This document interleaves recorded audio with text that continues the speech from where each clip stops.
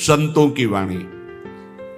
परम कृपालु संत जन समस्त शास्त्र और अपने हृदय के अनुभूत वचनों के द्वारा जीवों का परम कल्याण करते रहते हैं। श्री सनक सनंदन सनातन सनत कुमार में से श्री सनातन जी की वाणी। परम मुनि परमहंस श्री सनातन जी हर समय 5 वर्ष की अवस्था में रहते हैं और कोई वस्त्र नहीं धारण करते, दिगंबर। दिग माने दिशाएं, दिशाएं ही जिनकी अंबर है, अर्थात नग्न अवस्था में रहते हैं। ये वर्णन करते हैं कि एकादशी व्रत को हरितोष व्रत कहते हैं। भगवान की प्रसन्नता के लिए, हरिजू की प्रसन्नता के लिए एकादशी व्रत रहा जाता है। प्रायः समस्त वैष्णव जन रहते हैं। जो रसिक जन प्रियाजू के चरणों के अनन्य हैं, उनका एक ही व्रत है, श्यामा श्याम की 8 पहर उपासना करते हुए अपने मन वृत्ति को श्यामा श्याम में समर्पित करना। यहाँ ज्ञान ध्यान व्रत कर्म जीते सब काहो में नहीं मोहि प्रतीति, रसिक अनन्य निशान बजायो एक श्याम श्यामा पद प्रीति। पर जो एकादशी व्रत रहते हैं परम धन्य है, वो हरितोष व्रत है। अब एकादशी व्रत का नियम क्या है और कैसे एकादशी व्रत का फल मिलता है, कई बार चर्चा हुई। बहुत सुंदर तस्मा शास्त्रम प्रमाणम ते, शास्त्र प्रमाण के अनुसार श्री सनातन मुनि बोल रहे हैं, अथ ते नियमान वच्मि व्रते ह्रस्मिन् दिनत्रये, कास्यम मानुषम मसूरान्नम चणकान को द्रवास्तथा, शाकम मधुपरान्नम च पुनर्भोजन मैथुने, दशम्याम 10 वस्तूनि वर्जयेत वैष्णवः सदा। जिसे एकादशी रहनी हो और एकादशी का फल प्राप्त करना हो, उसको ये नियम पालन करना चाहिए। अथ ते नियमान वच्मि व्रते ह्रस्मिन् दिनत्रये, उसको 3 दिन, एक तो दशमी और एक द्वादशी और फिर बीच में एकादशी, उसको 3 दिन संयम में रहना होता है, तब बीच की एकादशी का उसे फल प्राप्त होता है। जिसे एकादशी व्रत रहना हो, उसका नियम है कि दशमी के दिन कांसे के पात्र का त्याग करे। वैष्णव सिद्धांत है कि कभी जिसमें मांस बना उस रसोई का भोजन न ग्रहण करे। मसूर की दाल, चना की दाल, कोदों और कोई भी शाक, शहद, दूसरों का अन्न, दोबारा भोजन और मैथुन, ये दशमी के दिन त्याग दे। एक बार दशमी के दिन भोजन करे 24 घंटे में, क्योंकि एकादशी रहना है। कांसे का पात्र, जिस रसोई में मांस बना उसके भोजन का त्याग, मसूर की दाल, चना, कोदो, शाक, मधु अर्थात शहद और दूसरे के द्वारा दिया हुआ भोजन और दोबारा भोजन और मैथुन क्रिया, इनका दशमी के दिन कभी भी प्रयोग ना करें। इन 10 वस्तुओं से वैष्णव दूर रहे दशमी के दिन। फिर एकादशी के व्रत में, ये पीछे तो हम वर्णन कर ही चुके हैं, कहीं नहीं आया यहाँ कुटू का कचौड़ी पकौड़ी और सिंघाड़ा का हलवा और ये दुनिया के खीर और सब। ये एकादशी के दिन किसी भी तरह की गेम आदि क्रीड़ा ना खेलें। जैसे अब आज व्रत है तो बैठे हैं अपना मोबाइल में गेम खेल रहे हैं, ऐसा कोई भी क्रीड़ा नहीं। द्वैत क्रीड़ा, किसी भी तरह का गेम, ये सब खेल नहीं।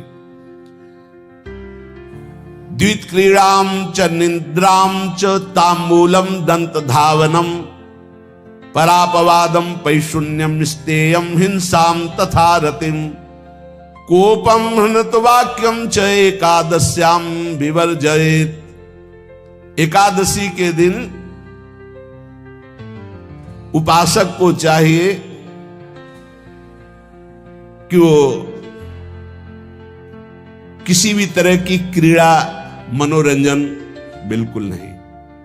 चनिद्राम, नींद नहीं लेनी उसको, न दिन में न रात में। एकादशी व्रत, और प्रायः पुराने महापुरुषों ने ऐसा किया है। रामदास जी डाकोर के रात में जाते थे, रणछोड़ भगवान के यहाँ कीर्तन करते थे जाकर, तभी तो भगवान उनके कीर्तन पर, उनकी भक्ति पर रीछ कर गाड़ी में बैठकर उनके साथ आए थे। पूरी रात जगकर कीर्तन करना, और दिन में तो सोना ही निषेध है। द्वित क्रीड़ाम च निद्राम च तांबूलम, पान खाना निषेध है एकादशी को, बिल्कुल नहीं, जो व्रत रह रहे हैं। और दंत धावनम, वृक्ष से तोड़कर जो दतून की जाती है एकादशी के दिन नहीं। परापवादम, दूसरे की निंदा करना, चर्चा करना नहीं, अर्थात अधिकतर मौन व्रत धारण करे एकादशी के दिन। पैशून्यम, चुगली करना। स्तेयम, कोई चोरी करना। हिंसाम, वाणी से, शरीर से, मन से किसी को दुख पहुंचाना। रतिम, अर्थात भोग करना, मैथुन करना। कोपम, किसी के ऊपर गुस्सा करना। अनत वाक्यम, झूठ बोलना। एकादश्याम विवर्जयेत, एकादशी के दिन ये नहीं करना चाहिए। एकादशी को एक बार कुछ फलाहार शुद्ध, अगर आपके पास कोई व्यवस्था नहीं तो थोड़ा दूध है, जल है, ऐसे आप लेकर, या थोड़ा सा फल ले लिया, थोड़ा सा फल लेकर के प्राण पोषण, एक दिन में मर नहीं जाओगे। कितने तो निर्जला एकादशी रहते हैं, हर एकादशी निर्जला। पूज्य श्री मथुरा दास जी निर्जला ही रहते थे हर एकादशी। चलो भैया, आपकी सामर्थ्य नहीं तो जल 2-4 बार ले लो, एक बार थोड़ा सा दूध और फल ले लो, चल जाएगा काम, प्राणों का पोषण हो जाएगा। ये आचरण न करे, एक बार कुछ आहार ले ले, वो भी शुद्ध भगवद अर्पित प्रसाद। फिर द्वादशी को काश्यम मांसम सुराम छौद्रम तैलम वितथ भाषणम व्यायामम च प्रवासम च पुनर्भोजन मैथुने अस्पृश्य स्पर्श मासूरे द्वादश्याम द्वादश त्यजेत। कांस के पात्र में द्वादशी को भी भोजन न पावे। जिस रसोई में मांस बनाओ उसमें आहार न ले। किसी भी तरह का नशा द्वादशी को न करे। शहद न पाए, तेल के बने पदार्थ न पाए, मिथ्या भाषण न करे और बहुत शरीर का व्यायाम न करे, बहुत थकावट वाले कार्य न करे। दोबारा भोजन न करे, एक बार द्वादशी को भी भोजन पवित्र। मैथुन न करे, जिसका स्पर्श नहीं किया जाता ऐसे पदार्थों का स्पर्श न करे। और मसूर की दाल न खाए। द्वादशी को जो इन नियमों का पालन करता है, दशमी द्वादशी ऐसे और एकादशी ऐसे, तब उसे एकादशी व्रत का फल प्राप्त होता है। जो इस पद्धति से एकादशी, ये जो मनमानी है सब नहीं, हर पदार्थ मिल जाएगा आपको फलाहार में। हर पदार्थ हमको बताया गया कि आपको जो चाहो सब पदार्थ फलाहार का। अरे भाई, हरितोष व्रत है तो हरि प्रसन्नता के लिए एक दिन भूखे रहने बहुत आनंद आता है। पहले भगवत कृपा से ऐसी गंगा जल पी करके कुछ दिन, फिर कभी कभी निर्जला एकादशी का भी आनंद। बड़े संन्यास मार्ग में थे तो बड़े संयम से सब शास्त्रीय पद्धतियों का निर्वाह होता था। उपासक को चाहिए कि इन नियमों से व्रत का अनुष्ठान करे, मनमानी आचरण न करे। सबसे प्रार्थना जो एकादशी रहते हो, हरितोष व्रत इसे कहते हैं, भगवान की प्रसन्नता के लिए रहा जाता है, रहना चाहिए। जो अपनी आचार्य परंपरा में हैं, जैसे जिनका सिद्धांत है, पर रहने का सिद्धांत ये श्री सनत कुमार जी वर्णन, श्री सनक जी महाराज, ये सनत कुमार जी वर्णन की। सनक जी महाराज कह रहे हैं, यदि भगवान का आश्रय नहीं, सत्संग नहीं है, तो इन चार में से एक हो तो नाश कर देता, फिर चारों हो तो सर्वनाश हो जाता है। यौवनम धन संपत्ति प्रभुत्व विवेकता एकैपमप्यनर्थाय किमु यत्र चतुष्टयम। यदि सत्संग नहीं है, यदि भगवद आश्रय नहीं है और खूब धन हो, जवान अवस्था हो और बढ़िया पद मिला हो, प्रभुत्व चलता हो और अज्ञान हो, फिर क्या कहना है? बोले ये चारों जहां मौजूद होते हैं वहां सर्वनाश का खेल शुरू हो जाता है। अगर इनमें से एक हो तो सर्वनाश करने में पर्याप्त है, और अगर चारों हो तो फिर क्या कहना है? यौवनम, जवान हो, धन संपत्ति, खूब रुपया पैसा हो, प्रभुत्व, कोई पद हो, कोई अधिकार हो बड़ा, फिर अविवेकता और अज्ञानी हो, तो बोले एक नाश कर देगा, फिर चारों तो नाश ही कर देंगे। अगर सत्संगी है तो ये चारों महान कार्य कर देंगे। क्या यौवनम, जवान है, खूब दूसरों की सेवा, मेहनत पूर्वक धन संपत्ति कमाकर माता पिता की सेवा, परिवार की सेवा। ये माता पिता, हमारा वेद कहता है मातृ देवो भव, तैत्तिरीयोपनिषद, मातृ देवो भव, पितृ देवो भव, आचार्य देवो भव, अतिथि देवो भव, यान्य नवद्यानि कर्माणि तानि सेवितव्यानि नो इतराणि, यान्यस्माकः सुचरितानि तानि तोयोपास्यानि नो इतराणि, ये के चास्माच्छेयाः सो ब्राह्मणाः तेषां त्वया स्नेन प्रश्वसितव्यं, श्रद्धया देयं, अश्रद्धया देयं, श्रिया देयं, ह्रिया देयं, धिया देयं, संविदा देयं। वेद कहता है मातृदेवो भव, माता साक्षात हमारी भगवान है। देव हरि को कहते हैं, केशव देव जैसे कहा, हरि को कहते हैं गोविंद देव। मातृ देव, माता भगवान है। ए धिक्कार है उन पुत्रों को जो अपने माता के द्वारा पोषित किए हुए शरीर से हाथ उठाते हैं अपने माता पिता के ऊपर। नरक में तुम्हारी जो दुर्दशा होगी भोगोगे।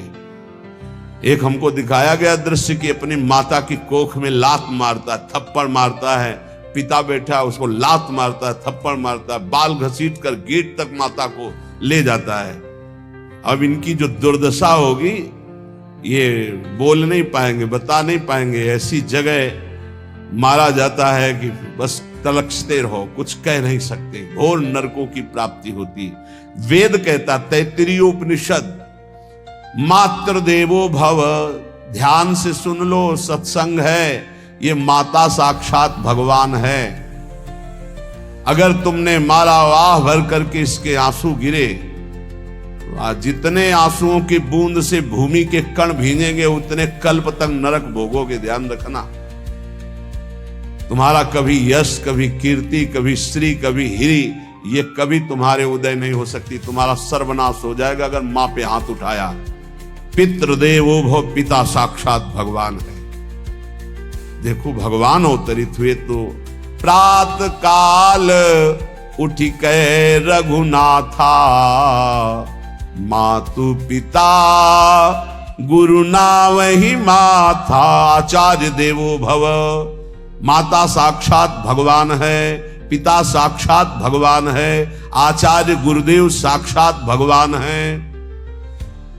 जो अपनी माता को, अपने पिता को दुख देता है, अपने गुरुदेव की अवहेलना करता है, उसका कभी मंगल हो सकता है? वो कभी सुख प्राप्त कर सकता है? वेद कहता है जो निर्दोष कर्म करते हुए धन कमाकर, कैसा कर्म? निर्दोष कर्म करते हुए धन कमाता है और उस धन से अपने बूढ़े माता पिता और गुरुजनों की सेवा करता है, जीवन धन्य है। धिक्कार है उस पुत्र को, धिक्कार उस जवानी को, धिक्कार है उस धन को, धिक्कार उस बुद्धि को जिसको ये सब प्राप्त होने पर भी अपने बूढ़े माता पिता को दर दर के भटकने के लिए विवश कर देते हैं, जो अपने बूढ़े माता पिता को कष्ट देते हैं। जहां वेद कह रहा है मातृ देवो भव, पितृ देवो भव, आचार्य देवो भव, अतिथि देवो भव, चार बातें कही। अतिथि देवो भव, अगर बिना परिचय के कोई आ गया, कह रहा भूखा हूं, भोजन पवा दो, भगवान पधारे हैं, हम कह रहे मत अंदर आने दो, गेट के बाहर पवा दो, तुम्हारा संशय पर उसे भूखा मत जाने दो। अतिथि देवो भव, जो निर्दोष कर्म करके अर्थ कमाकर अपने माता पिता गुरुजनों की सेवा करता है, उसी का जीवन धन है। पशुवत आचरण, मनुष्य शरीर प्राप्त करके राक्षस आचरण, राक्षसों की यही पहचान होती है। मां नहीं मातु पिता नहीं देवा, साधुन ते करवा वही सेवा। तुम्हारे जो पुण्य है ना सब भस्म हो जाएंगे, आप खिलवाड़ मत समझो। वो विरक्त है, भले तुम्हें नौजवान दिखाई दे रहा है, वो शरणागत है, जो आचार्य ने मंत्र दिया वही गुरु परंपरा से चला रहा, वही मंत्र उसमें, आप उसको बोल रहे हो हमारे लिए कुर्सी डालो, पैंट शर्ट पहने हो कुर्सी डालो। हाँ, आप असमर्थ हो तो हाथ जोड़कर प्रार्थना कीजिए कि बैठने में हमारी टांग टूट गई है, हम बैठ नहीं पा रहे हैं, क्या व्यवस्था हो सकती है क्या? याचना इस कोटि की। आदेश, बाबा जरा कुर्सी लाना, बाबा तो कुर्सी रख देंगे, आप उनको तुम भिक्षुक समझते हो, सारे सुकृत तुम्हारे नष्ट हो जाएं। ये जो संतों के द्वारा दिए हुए आसन में ये अयोग्य पुरुष बैठ जाते हैं ना, इनके सारे सुकृत नष्ट हो जाते हैं। ये क्या समझते हैं? तुरंत आसन दिया जाता है, किसी भी आओ, आसन को प्रणाम करके समेट कर रख दो, अगर आसन में बैठने की योग्यता आ रही। आसन में बैठने की योग्यता उसकी मानी जाती है जो सामने बैठा है, उस स्थिति का हो या उससे श्रेष्ठ हो। बहुत होश में ये बातें सत्संग में ही मिलती है और अन्यत्र नहीं मिलती। आसन बिछाने का मतलब तुम कोई महान नहीं हो गए हो, अपने में दैन्यता नहीं तो वैष्णव किस बात के? आसन ग्रहण वैसे ही बिछा हुआ है, उसके ऊपर आसन लगा हुआ है गुरुजनों के लिए, श्रेष्ठ जनों के लिए। आप आसन में बैठने के अधिकारी हैं। सत्कर्म के द्वारा कमाए हुए धन से मात्र देवो भव पितृ, हम बार बार चिल्ला के कह रहे, क्योंकि कलयुगी इन पुत्रों को अब समझ में नहीं आ रहा। जो बोओगे वही काटोगे। अगर आप अपने पुत्रों को शत अध्यात्म की शिक्षा देंगे और स्वयं अध्यात्म से चलेंगे तो तुम्हारा बुढ़ापा ठीक से जाएगा नहीं। बुढ़ापा बहुत मुश्किल से कटता है, बहुत मुश्किल से। हाँ, हमें कई दृश्य देखने को मिलते हैं। बता रहे एक बार इंदौर, बिंदौर इधर है, इच्छावर फतेहपुर, वहां से भ्रमण करते यार, बड़े मकान से वयोवृद्ध भागते हुए आए, स्वामी जी स्वामी जी स्वामी। बहुत कष्ट में हूं। क्या कष्ट है आपको? आप तो महल से उतर रहे हैं। ये किसका है? बोले मेरा ही है। तुमका कष्ट क्या है? बोले 4 लड़का है, 4 बहू है, सब खाते पीते हैं, मैं बहुत कष्ट में हूँ, सब कोई अपमान करता है। निकलो फिर बाहर, बाबा जी बनो, भजन करो, भगवान के मार्ग का अनुसरण करो। चौथी अवस्था है। बोले ये तो नहीं हो सकता, रहूंगा तो यही कुछ ऐसा कर दो कि जिससे हमारे बच्चों की बुद्धि बदल जाए, जो हमको पीटते हैं, गाली देते हैं। हमको वो जादू तो हम जानते नहीं, और चल पड़े। और बड़ा अंदर से चिंतन हुआ कि जीव कितना आसक्त है उन्हीं पुत्र परिवार घर में। अब बुढ़ापे का समय है, चौथी अवस्था में अगर घर ही में रह के भजन करो तो झंझट नहीं होगी। जो मिले जैसे मिले जीवन यापन करो, भजन करो, लेकिन प्रभु से मतलब नहीं। तो जितने भी जवान भाई बहन सुन रहे हैं, आप अपने माता पिता को, यहां हमारा वेद कहता है मातृ देवो हो, माता भगवान है, पितृ देवो हो, पिता हमारा भगवान है। धर्म के द्वारा कमाए हुए धन से माता पिता की सेवा करो। दूसरे दोष युक्त कर्मों का कभी आचरण मत करो। यन्यस्माकं सुचरितानि तानि तोयो पापाश्यानि नो इतराणि। सुंदर आचरण करो जो महापुरुषों के द्वारा विधान किए गए हैं, पाप आचरण कभी मत करो। हमारे आचरणों में से एक भी ऐसा आचरण नहीं होना चाहिए जो दूसरे को दुखी करके धन संपत्ति लेने वाला हो। वेद कहता है पापाचरण किया और आपको गड्डी पकड़ा दी, आप निर्दोष को दंड दे दिए और दोषी को धन के कारण मुक्त कर दिए। अब आपके परिवार में जो तांडव मचेगा वो झेल नहीं पाओगे, चाहे कोई भी हो। बहुत ध्यान से सुनना, है सत्संग है, ये शास्त्र है। जो अधर्म पूर्वक दूसरे के द्वारा दिए हुए धन से गलत निर्णय करता है, दोषी को मुक्त करता है और निर्दोष को दंड देता है। उसको दुखिया को न सताइए, दुखिया देगा रोए, जब दुखिया के मुखिया सुने तब तेरी गति क्या होए। मर्सरीज गाड़ी में भून जाओगे भुट्टे की तरह अंदर, कोई सांस लेने की जगह नहीं मिलेगी। कैसे? आगे से गाड़ी में किसी कारण आग लग गई, चलती गाड़ी में। अब आजकल सब रिमोट का सिस्टम होता है, वो तार जल गए जिनसे गेट खोला जाता है। अब गेट लाख लोग हैं आसपास, कोशिश कर रहे हैं, न गेट खुल रहा है न शीशा तोड़ा, भम मचा हुआ है। चीखते हुए अंदर एक एक परिवार का सदस्य भस्म हो रहा है। क्यों? किसी के परिवार को उजाड़ा तुमने, किसी के निर्दोष की तुमने दंड विधान किए हैं, पापाचरण किए, वो भोगना पड़ेगा।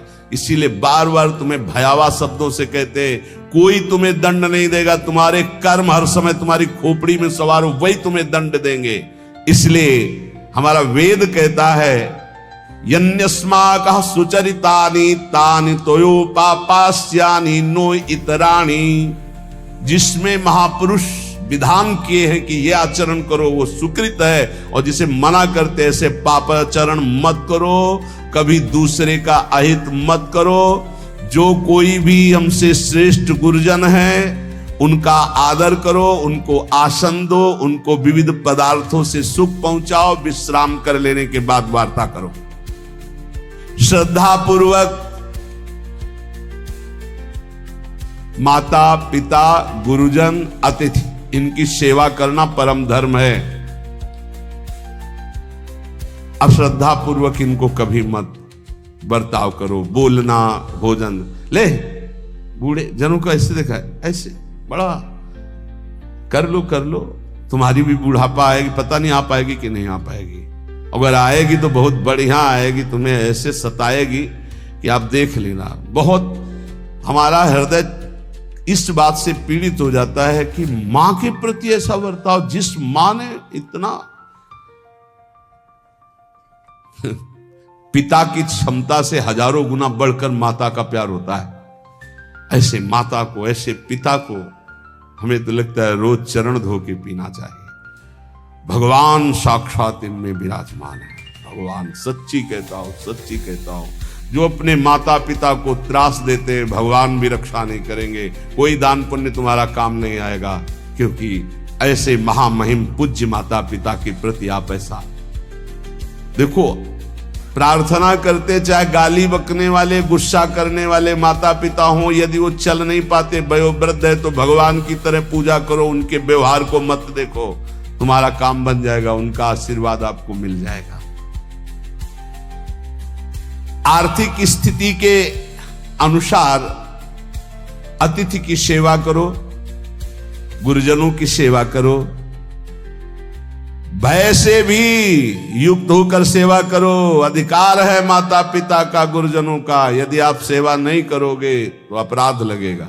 इतना बड़ा शरीर पैदा किया है, लेवरी करो, रिक्शा चलाओ, उससे जो मिले अपने माता पिता की सेवा करो। तो यहां कह रहे कि ये चार अगर आपके पास हैं, इनका सदुपयोग नहीं हो। यौवनम धन संपत्ति प्रभुत्वम अविवेकता एकैपमप्यनर्थायम किमु यत्र चतुष्टयम। यदि धन है, जवानी है, आपका प्रभुत्व चलता है, बड़े पद में हो और अज्ञानी हो, एक तो सर्वनाश कर देता है, फिर चारों हो तो सर्वनाश पक्का। और यदि कहीं भगवान का आश्रय मिल जाए, संत जनों, तो ये परम मंगलदायक है। अविवेक विवेक में बदल जाता है। जो धन है, इसकी तीन गतियां बताई गई हैं। दान भोग विनाशश्च राया शूर्गतस्त्रिधा। तीन गति होती है, एक दान और एक स्वयं भोग करना, अगर नहीं किया तो सर्वनाश, वो नाश को ही प्राप्त हो जाएगा।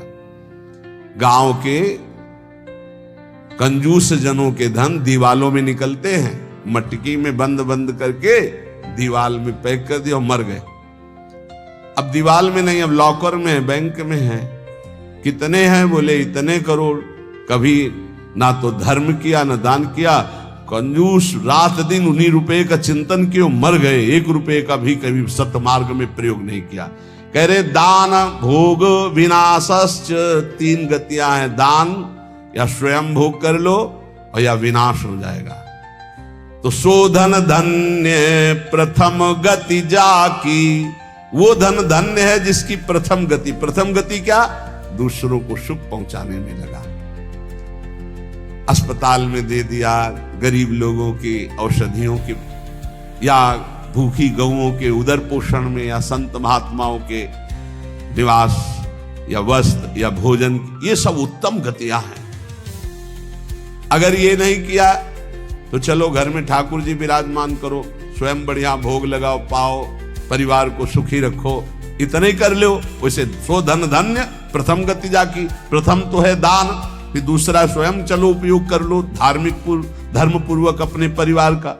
लेकिन अगर ऐसा नहीं किया तो तीसरी गति है नाश, वो तुम्हारे किसी काम में धन आने वाला नहीं है। जो न दान करता है ना भोगता है, उसका नाश हो जाता है। अरे भाई, वृक्ष से ही शिक्षा लो, दूसरों के लिए ही होता है। तो तुम मनुष्य बनकर क्या दूसरों का परोपकार नहीं कर सकते?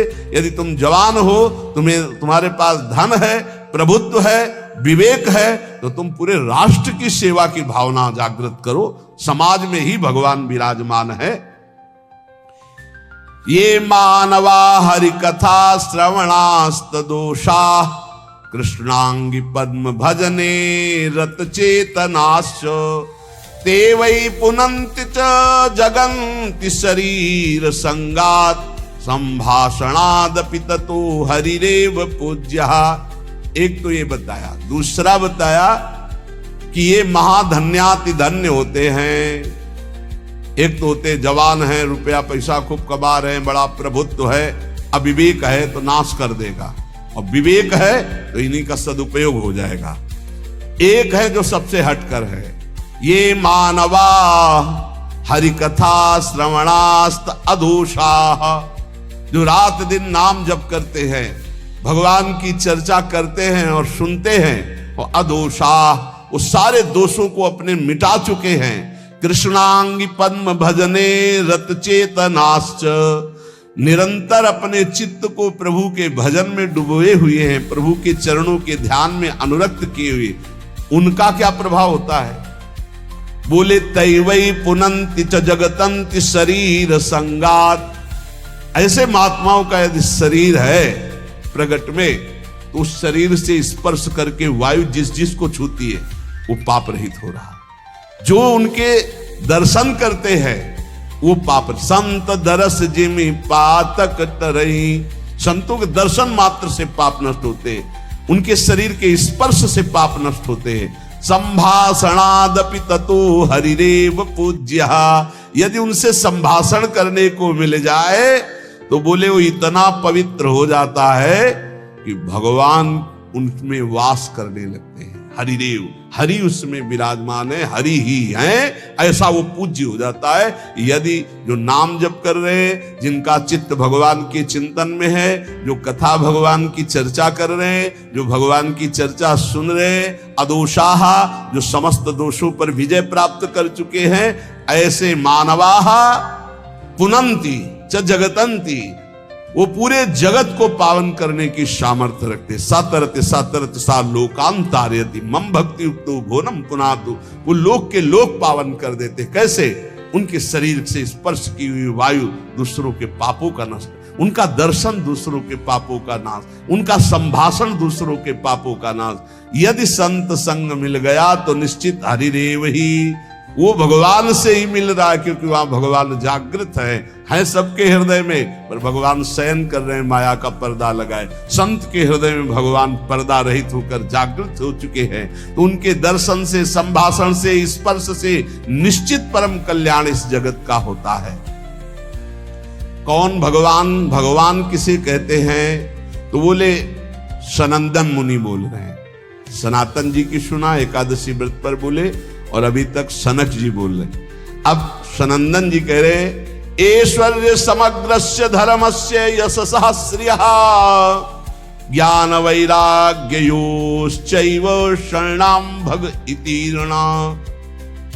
संपूर्ण ऐश्वर्य, संपूर्ण धर्म, संपूर्ण यश, संपूर्ण श्री, संपूर्ण ज्ञान, संपूर्ण वैराग्य, ये 6 जहां विराजमान हैं उन्हें भगवान कहते हैं। ये पूर्ण रूप से भगवान में ही विराजमान है और जिसमें ये सामर्थ्य है उसे भगवान कहते हैं। उत्पत्ति प्रलयम चैव भूतानामा गतिम गतिम वेत्ति विद्याम अविद्याम च सवाच्यो भगवानिति। जो सबकी स्वयं अपने संकल्प से उत्पत्ति करता है, उत्पत्ति करने वाले ब्रह्मा जी की भी जो उत्पत्ति का कारण है, जो अपने ही बल से सबका विनाश कर देता है प्रलय, और जो सबका पालन करता है उसे भगवान कहते हैं। जो आवागमन तथा विद्या अविद्या इसका स्वामी है उसे भगवान कहते हैं। जो संपूर्ण ऐश्वर्य, संपूर्ण धर्म, संपूर्ण यश, संपूर्ण श्री, संपूर्ण ज्ञान, संपूर्ण वैराग्य और उत्पत्ति पालन प्रलय का स्वामी, जो विद्या अविद्या आवागमन जिसी के इशारे से होता है, वही है भगवान, वही सबका भगवान है।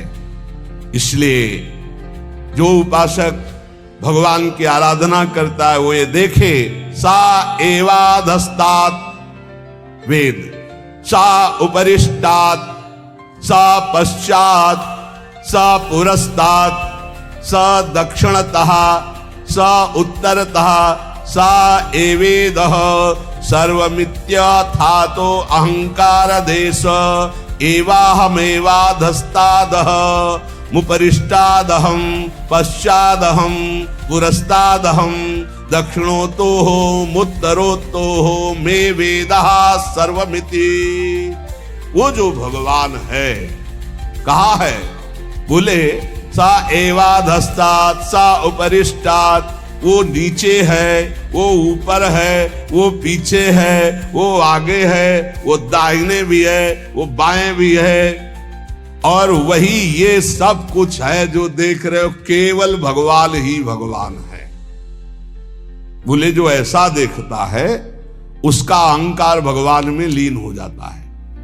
अब वो देखता है मैं ही नीचे हूं, मैं ही ऊपर हूं, मैं ही पीछे हूं, मैं ही आगे हूं, मैं ही दाहिने हूं, मैं ही बाएं हूं, मैं ही ये सब कुछ हूं, मैं अहम ब्रह्मास्मि। 2 भाव बताए, एक भक्त जो भगवान को सर्वत्र देखता है और एक जो अपने अहम को भगवान में स्थापित कर देता है भेदभाव से, वो अपने आत्मस्वरूप को देखता है।